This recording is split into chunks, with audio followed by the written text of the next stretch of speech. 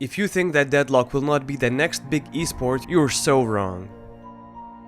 There are many things that may set a game apart from others, like unique mechanics, its visual style, or an amazing story. But nothing can beat a good market gap filler, and Deadlock is exactly that. You see, for the longest time the MOBA genre was played in a very, per se, traditional way. Games like League of Legends, Dota and Dota 2, Heroes of the Storm, Smite and others would offer the player a mostly top-down, heavy on the macro play gameplay. The settings of these games would be different, but could mostly be categorized similarly. Now comes in Deadlock, and many gamers see it as a Dota clone mixed with Overwatch. But what I see is an opportunity for people that despise MOBAs to actually get addicted to one. I have played League of Legends for thousands of hours between 2012 and 2018. Alongside that, I played Dota 2 for a reasonable amount of hours as well, but whenever I would try to get some of my friends to join me, they would say they have absolutely no interest in even trying it out. And I suffered playing alone for many years without them ever touching these games. Then came Deadlock, and when I invited one of them, they instantly said, "Let's go!"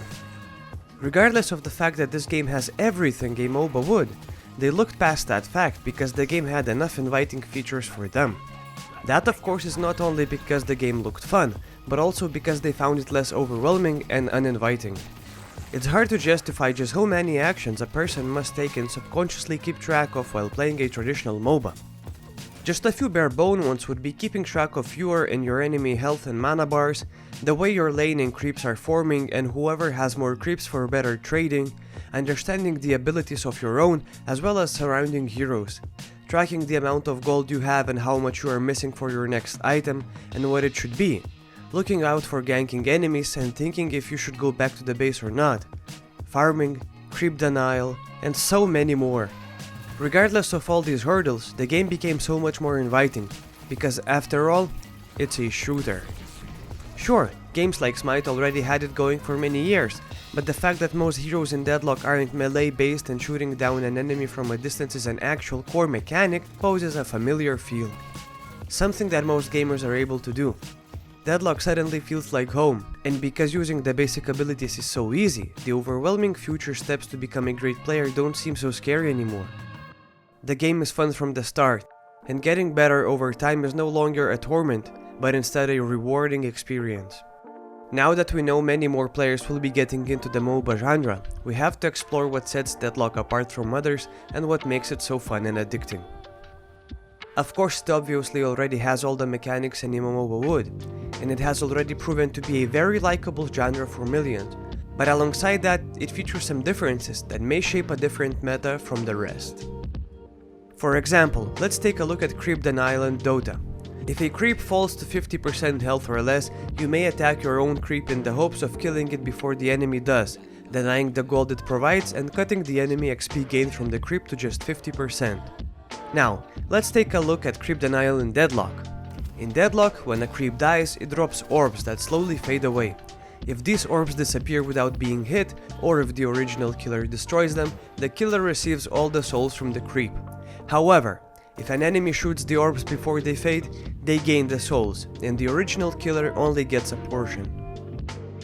This is already a much different way of a single mechanic found within some MOBAs, but there is a more serious meta change that it offers. While it's not set in stone, in duo lanes the support heroes seem to focus more on the souls denial part. This way not only helping their teammate get ahead quicker, but also making it tougher on the enemy's bank. The real difference it makes compared to Dota 2 is that in this case, the support also gets more souls as they successfully deny more and more creeps. This helps the support be a more active role within the lane, not forcing them to go out of their way to farm jungle creeps, leaving the laner alone at a disadvantage, which is an often case in other games. Something else I noticed that I believe was a pretty intentional move from Valve was the fact that most heroes that have abilities that resemble a support class more than others also have a projectile-based shooting style, meaning that it takes time for their bullets to hit the target, making it more difficult for them to deny creeps than for hit-scan heroes. I believe it was made so to ensure that the team that kills the creeps actually has time to get the souls first, as long as they don't make any mistakes along the way, as otherwise the supports would have much more souls than the core heroes, because the supports would just rack up all the denies. Freedom in video games is a key element for many, not only because it allows the player to thoroughly enjoy the ins and outs of a game, but also lets them explore for much longer than often intended. That's why people are able to play games like Fallout 3, the Just Cause series, and Skyrim for so long. They may not be as open-ended as Minecraft or Terraria, but they still allow the player to have fun in their own unique ways. The same applies to all MOBAs, and Deadlock is no exception. You can combine so many skills together in conjunction with items to make the craziest combos. But then if you do so with a teammate too, you can make insane meta-shifting plays, just like this one.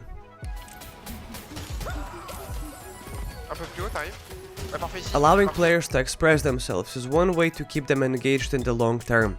Unfortunately, Deadlock is able to offer that. I'm sure many players will be known for their very distinct playstyles and builds across the many years to come. In any case, it seems that Valve is doing their best to listen to the feedback about the game and actually change things accordingly to make it the best that it can be. Since Valve has already an incredible amount of feedback and experience from Dota 2, I have full confidence that Deadlock will be an amazing MOBA and that people will highly enjoy it for many years. These are the exact reasons that make me think Deadlock will be the next huge game and will not only see increasing player numbers for many years to come, but also will be one of the greatest esports ever. I hope you liked this video and are excited to see more Deadlock content as we go on. If so, please consider subscribing, and I'll see you around very soon. Bye!